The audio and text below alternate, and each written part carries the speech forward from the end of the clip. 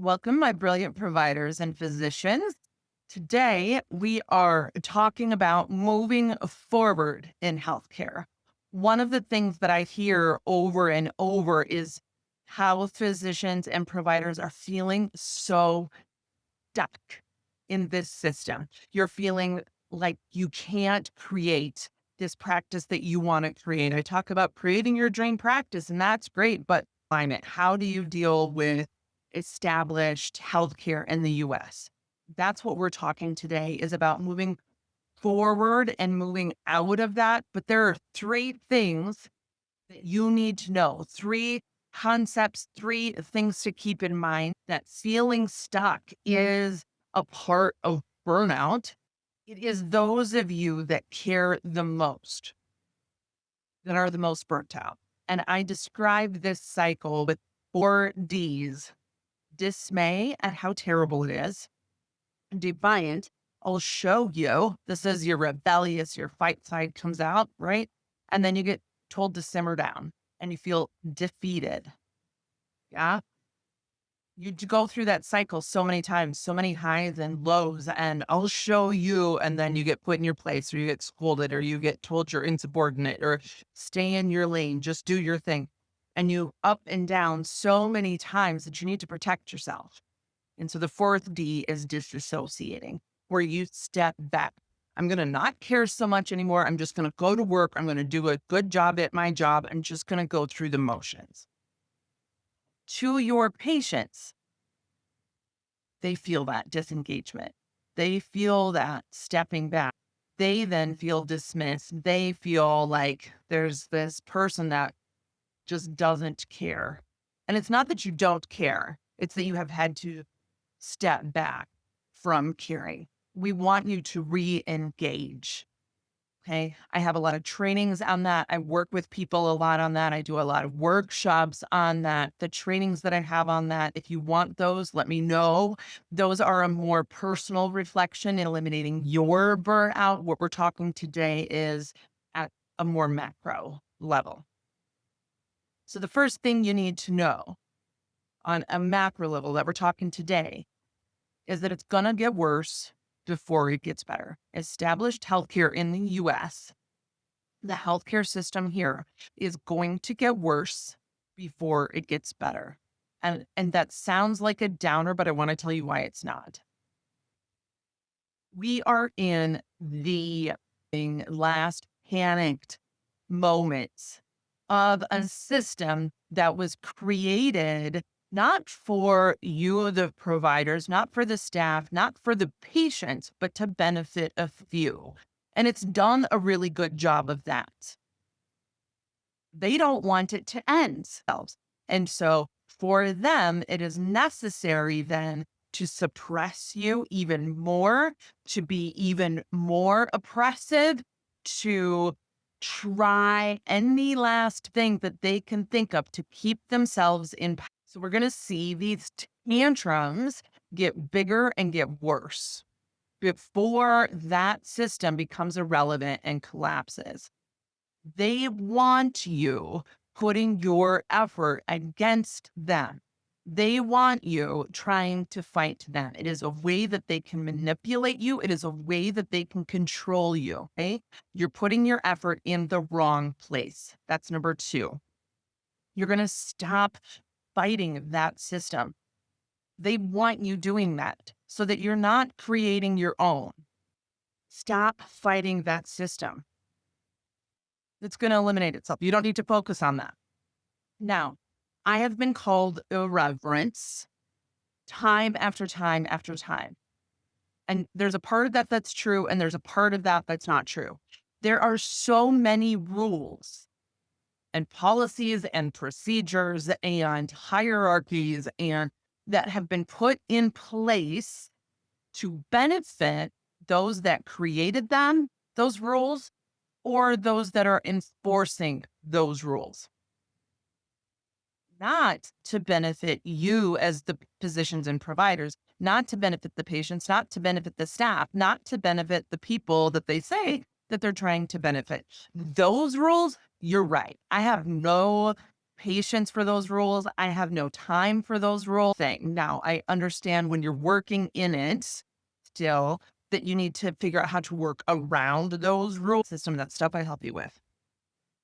I, however, 100% believe in, require, stress the importance of systems and structures that are there to support you, not constrict you. The ones that are there to constrict you, I'm completely irreverent of those. The systems and structures that you're going to create to support your vision, your goals, your way of practicing, your way of doing what you love to do, those hands down, those are critical systems that you're going to put in place to support your dream. This is your financial flow. This is your staff policies. This is where you say, you know what? I want a couple of days a week to be on the mountain. So we're going to work through the weekends when most of our ortho patients are on the mountain and getting hurt.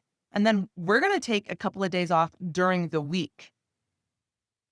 Okay. These are the systems and structures that you set up to support you. All right. You set those things up to support your practice. Okay.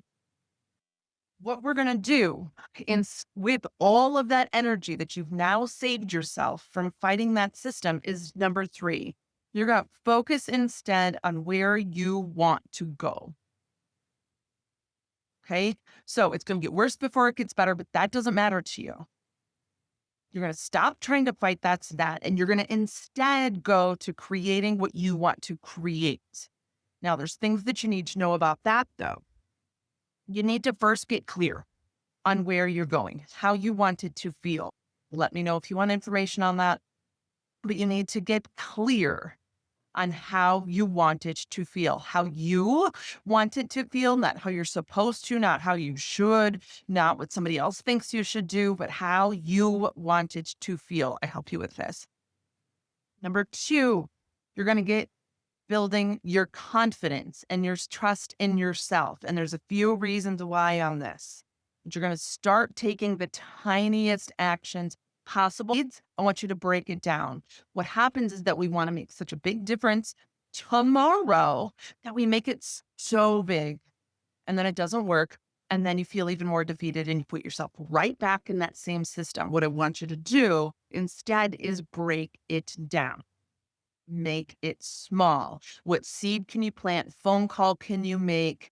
One patient a day that you really take your time with and listen and practice the way that you want to practice, right? One patient a week, one patient a day.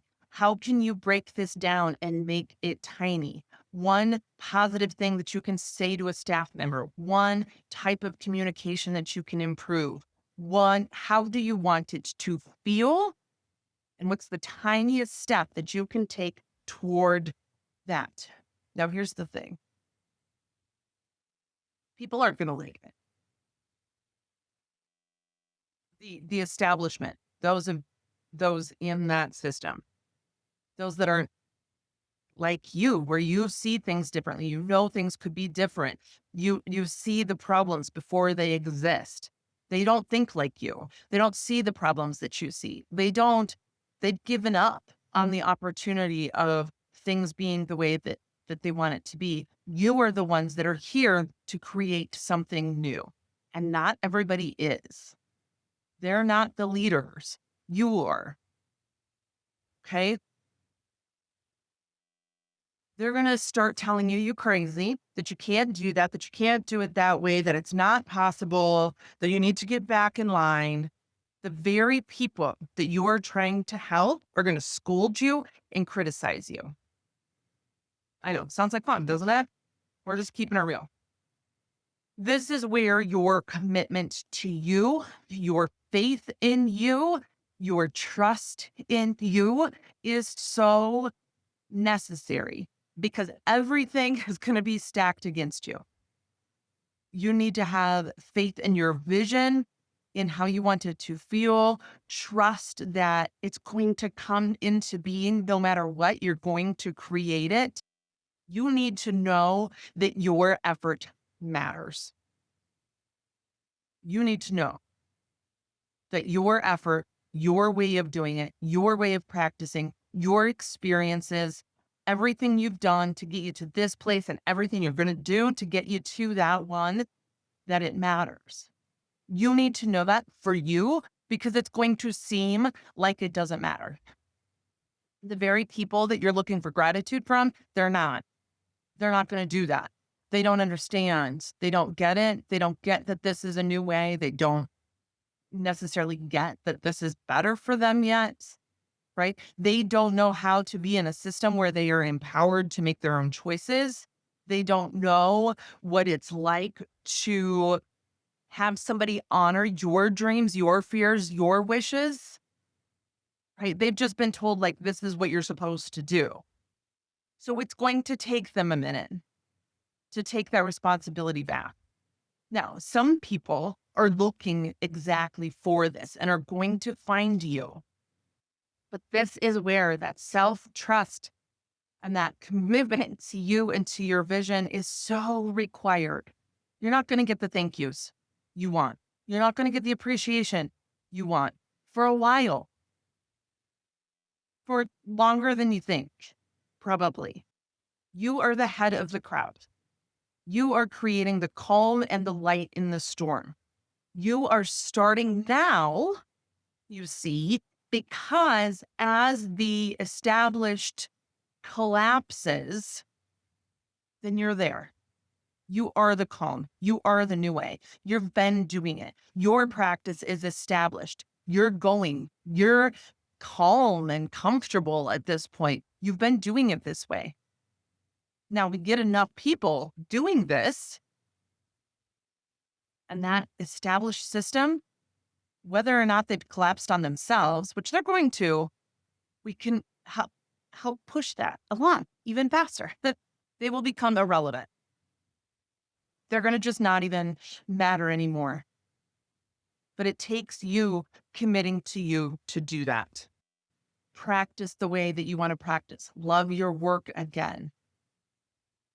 Focus on you and making your dreams come true and being able to practice the way that you want to practice.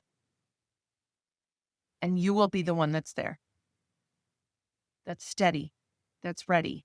That's calm. You will be the light in the storm because people are going to be looking to you for what's next.